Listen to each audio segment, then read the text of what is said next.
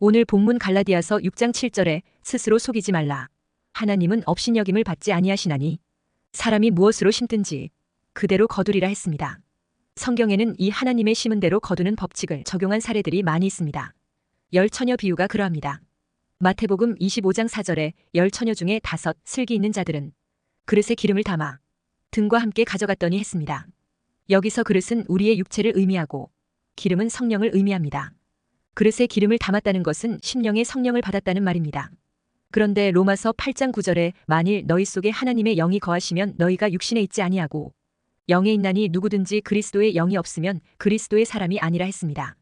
그러니까 성령을 받아야 하나님의 자녀가 되고 하늘나라 백성과 성도의 구실을 하는 열매를 맺게 된다는 것입니다. 여기서 미련한 5 처녀들은 성령의 기름 준비를 하지 못하여 하나님의 자녀로서 천국 백성의 구실을 하지 못했던 것입니다. 다시 말해 성령의 열매를 맺히지 못했던 것입니다. 그런데 성령의 열매는 성령을 받아야 맺히게 됩니다.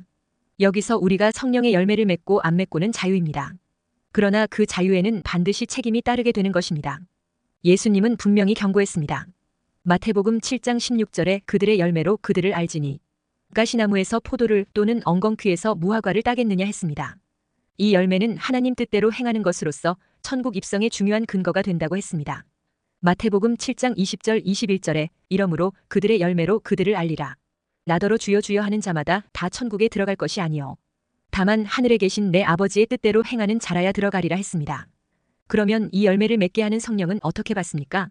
누가복음 11장 13절에 너희가 악할지라도 좋은 것을 자식에게 줄 줄 알거든 하물며 너희 하늘 아버지께서 구하는 자에게 성령을 주시지 않겠느냐 하시니라 했습니다. 결국 기도하는 자가 성령을 받고 기도에서 성령 받은 자가 성령의 열매를 맺히는 것입니다. 이런 열매가 있는 자가 바로 아버지의 뜻대로 행하는 자로서 천국에 들어가게 된다는 것입니다. 그러므로 이 말세에 항상 성령을 구하는 기도의 사람이 된다는 것은 너무너무 중요한 일입니다. 마귀는 이것이 중요하다는 것을 알기 때문에 말세 성도들로 하여금 기도하지 않도록 미혹하는 것입니다. 그래서 예수님은 그런 일이 일어날 것을 아시고 말세 성도들에게 항상 기도하고 낙심하지 말아야 할 것을 비유로 말씀해 주었습니다. 그것이 바로 누가복음 18장의 불의한 재판관 비유입니다. 가난하고 힘없는 한 과부가 억울한 일을 당하여 불의한 재판관에게 자신의 원한을 풀어달라고 요청하게 됩니다. 그러나 그 재판관은 힘없고 돈 없는 과부를 거들떠보지도 않습니다. 그러나 이 과부는 그래도 결코 낙심하지 않고 문제 해결을 받을 때까지 밤낮 없이 재판관을 찾아가 호소했습니다. 과부가 하도 끈질기게 찾아오자 이 불의한 재판관은 결국 귀찮아서라도 할 수 없이 그 과부의 문제를 해결해 주었다는 것입니다. 그러면서 예수님은 만일 너희가 그 과부처럼 간절하게 끈질기게 기도한다면 너희 원한을 속히 풀어줄 것이라고 했습니다. 그러면서 의미심장한 말씀을 남겼습니다. 누가복음 18장 8절에 내가 너희에게 이르노니 속히 그 원한을 풀어주시리라. 그러나 인자가 올 때에 세상에서 믿음을 보겠느냐 하시니라 했습니다. 말세가 되면 신자들이 간절하고 끈질기게 기도하는 것이 식어진다는 경고의 말씀입니다. 왜 신자들에게서 성령을 간절히 사모하는 끈질긴 기도가 사라지는 것일까요? 아마 그것은 물질 문명의 발달로 물질 문화에 길들여지고 세상의 불신앙 문화에 오염되어 간절하고도 끈기 있게 성령의 은혜를 사모하는 마음이 식었기 때문일 것입니다. 간절함과 사모하는 마음을 심어서 기도해야 성령 충만함과 함께 성령의 열매가 맺히는 복을 누리게 되는 것입니다. 그러므로 간절함과 사모하는 마음을 회복하게 되시기를 축원합니다. 또한 달란트 비유도 심고 거두는 법칙을 말씀하고 있습니다. 심때 게으르게 심지 말고 충성되게 심어야 한다는 것을 말씀하고 있습니다. 5달란트, 2달란트 받은 자는 바로 가서 부지런히 장사하였다고 했습니다. 충성했다는 것입니다. 그러나 1달란트 받은 자는 충성하지 않았습니다. 게으름을 피웠습니다. 충성을 하든 아니하든 그것은 개인의 자유입니다. 많이 심고 적게 심는 것도 자유입니다. 좋은 것을 심든 나쁜 것을 심든 그것도 자유입니다. 그러나 자유가 있다고 함부로 방종하기 위해 사용하는 것은 너무나 어리석은 일입니다. 왜냐하면 곧 그 심은 결과를 짊어져야 하기 때문입니다. 결국 자기 심은 것을 자기가 거두게 되는 것입니다. 잘못 심은 것을 나중에 심판대에 가서 후회한들 이미 때가 늦은 것입니다. 바로 지금 교훈을 받고 자세를 고쳐야 합니다. 이것이 지혜로운 것이고 축복받은 사람이 되는 지름길입니다. 사울 왕과 다윗 왕을 보세요. 한 사람은 하나님으로부터 사랑을 받았고 한 사람은 버림을 받았습니다. 그 차이가 무엇입니까? 사랑을 받은 다윗은 귀한 자유를 가지고 충성을 심었습니다. 그러나 버림을 받은 사울은 귀한 자신의 자유로 방종에 빠지고 말았던 것입니다. 그래서 다윗은 칭찬과 존귀에 들어가고 사울은 부끄러움과 어리석은 자리에 떨어지고 말았습니다. 또한 예수님의 양과 염소의 비유도 하나님께 받은 무한한 사랑을 이웃을 사랑하는 일에 심어서 존귀와 칭찬과 생명을 거두는 양의 무리에 들어가게 되는 것입니다. 결국 양과 염소의 비유는 하나님의 크신 사랑을 받은 우리가 그 큰 사랑의 은혜를 힘입어 이웃 사랑을 심는 것입니다. 다시 말해 영혼 사랑을 심는 비유입니다. 그래서 오른편의 양의 무리에 속한 자는 이웃 사랑을 실천하여 병든 자, 약한 자, 낙심한 자, 옥에 갇힌 자를 찾아가 복음으로 위로하고 권면하는 사랑을 심었습니다. 그러나 왼편의 염소 무리에 속한 자들은 그 큰 사랑을 받고도 이웃의 전혀 이웃 사랑을 심지 않았습니다. 물론 우리가 영혼을 사랑하고 안 하고는 자유입니다. 그런데 사실 생명을 구원하는 일은 성도의 의무입니다. 하지만 그 의무를 감당하고 안 하고는 나의 자유로운 선택입니다. 그런데 그 자유에는 항상 책임이 따르게 됩니다. 결과가 따르게 됩니다. 그러므로 귀한 자유를 방종하여 어리석음을 거두지 말아야 합니다. 첫째, 천국을 위해 심는 것은 다 때가 있습니다. 그러므로 나의 영적인 게으름은 영원한 후회를 남기게 됩니다. 먼저 우리는 더 늙기 전에 지금 심어야 합니다. 인생의 젊음은 너무나 빨라 날아가는 것 같습니다. 그러므로 늙어서 심는 것이 더디어지기 전에 심어야 합니다. 그래서 젊고 힘이 남아있을 때 방탕하지 말고 기도로 심어야 합니다. 기도의 사람은 하나님이 버리지 않습니다. 그리고 기도는 험난한 세상에서 자신을 구원할 수 있고 가정을 구원할 수 있고 나라를 구원할 수 있습니다. 그래서 기도의 사람은 망하지 않는 것입니다. 기도하는 가정은 불행하지 않게 됩니다. 기도하는 나라는 패하지 않는 것입니다. 우리 모두가 우선 기도의 사람이 되어 기도하면서 성령의 인도를 받으면서 심어야 합니다. 마가복음 9장 29절에 이르시되 기도 외에 다른 것으로는 이런 종류가 나갈 수 없느니라 하시니라 했습니다. 그리고 건강할 때 심어야 합니다. 건강할 때 기름 준비하고 건강할 때 충성도 하고 건강할 때 생명의 열매도 맺혀야 합니다.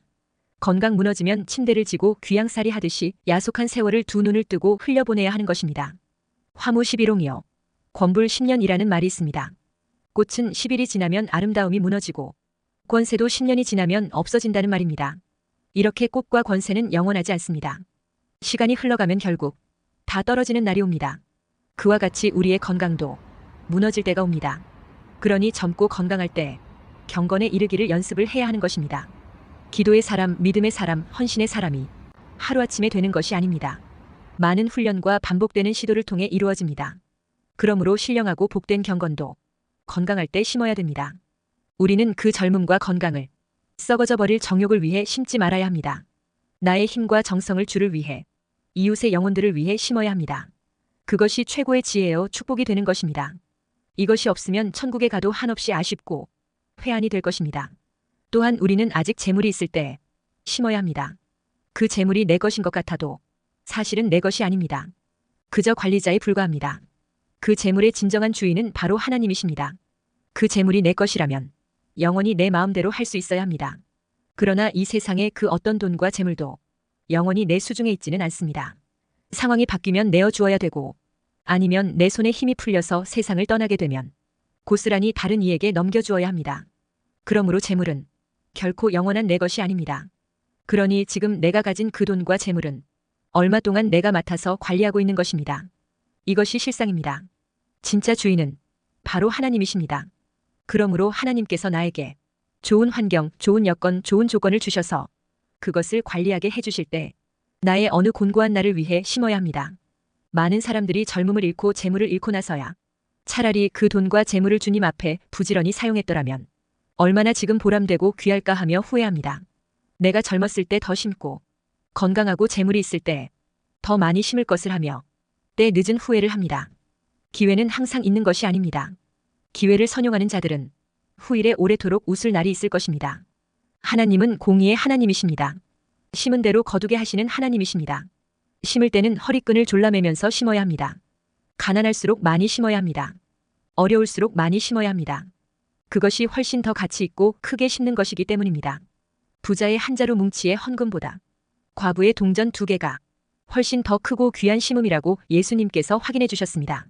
둘째, 기왕이면 심을 때 잘 심어야 합니다. 심는 대로 거두기 때문입니다.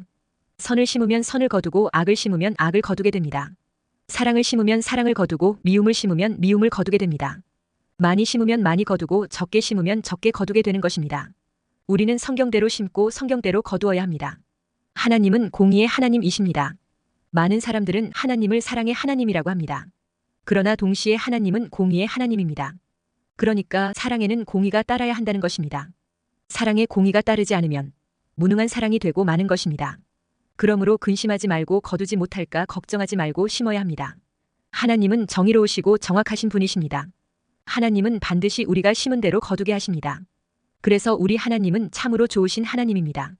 심는 대로 거두게 하시는 하나님이시기 때문입니다. 그래서 결국 결산의 때에 행한 대로 받게 됩니다. 요한계시록 22장 12절에 보라 내가 속히 오리니 내가 줄 상이 내게 있어 각 사람에게 그가 행한 대로 갚아주리라 했습니다. 초대교회는 말로만 하는 사랑이 아니라 행동하는 참 사랑이 있었습니다. 그래서 자기 재산을 내놓고 서로 나누며 사용했습니다. 그러니 가난한 사람과 부자가 하나가 되었습니다. 또한 무식한 사람과 유식한 사람이 하나가 되었습니다. 그야말로 남녀노소 인종차별이 없는 참 사랑으로 하나가 되었습니다. 사랑에는 반드시 수고가 따르게 되는 것입니다.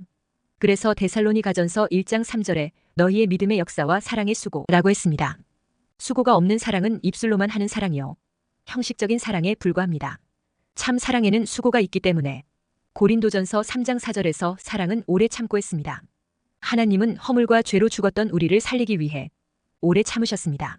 심은 대로 거두게 하시는 하나님이기 때문에 심을 때 잘 심어야 합니다. 오늘 본문 갈라디아서 6장 8절에 자기의 육체를 위하여 심는 자는 육체로부터 썩어질 것을 거두고 성령을 위하여 심는 자는 성령으로부터 영생을 거두리라 했습니다. 세상에는 악의 씨를 뿌리는 사람들이 많이 있습니다. 성경에도 그런 사람들이 많습니다. 욥기 4장 8절에 내가 보건대 악을 밭갈고 독을 뿌리는 자는 그대로 거두나니 했습니다. 잠언 22장 8절에는 악을 뿌리는 자는 재앙을 거두리니 했습니다. 우리 인간은 아담 하와가 뿌린 악의 씨로 인해 사망을 거두는 인생이 되었던 것입니다. 가인도 예배 실패의 악을 심어 살인자가 되고 말았습니다.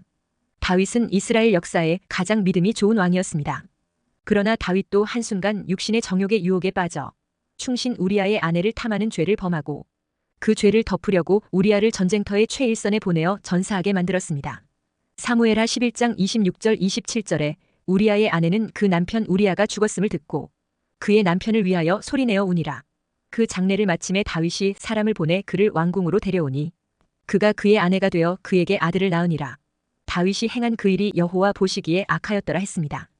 다윗은 이 일로 나단 선지자를 통해 하나님의 책망을 들었습니다. 그리고 죄를 심은 결과 다윗 가문에는 칼이 떠나지 않고 다윗의 부인들이 백주 대낮에 겁탈당하는 일이 있을 것이라고 했습니다. 그 이후 압살롬의 이복 형인 암논이 압살롬 친여동생을 겁탈하자 압살롬은 그 형 암논을 칼로 죽였습니다.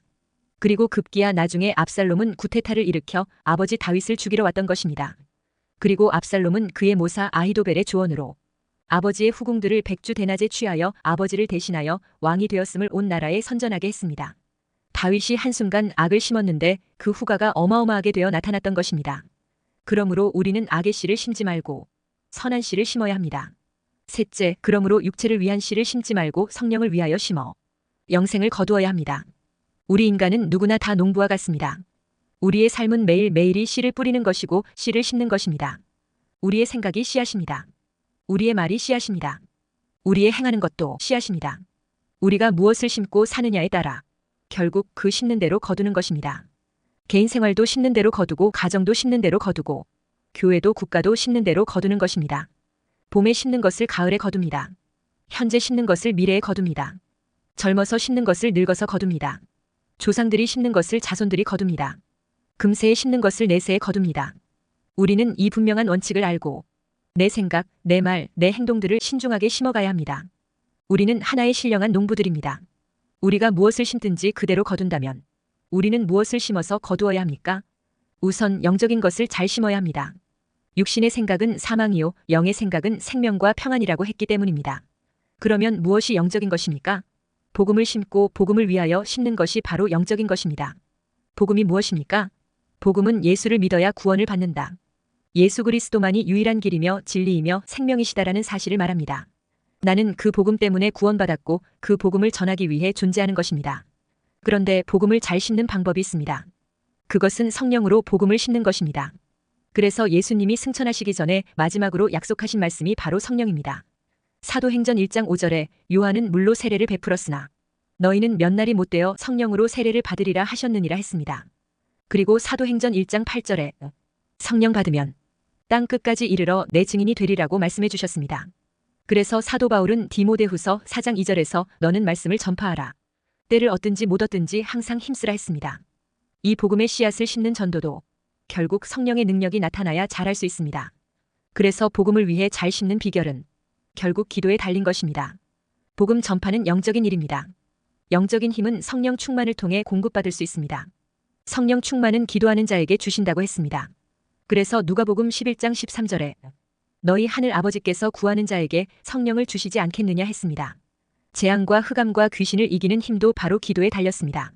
예수님이 변화산에 올라갔을 때 어떤 사람이 간질병 걸린 자기 아들을 데리고 와서 고쳐주기를 원했습니다.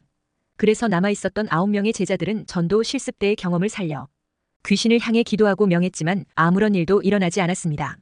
나중에 예수님이 산에서 내려오자 예수님이 한번 귀신을 꾸짖었는데 고쳐졌습니다. 제자들이 예수님께 조용히 물었습니다. 우리는 어찌하여 쫓아내지 못하였나이까?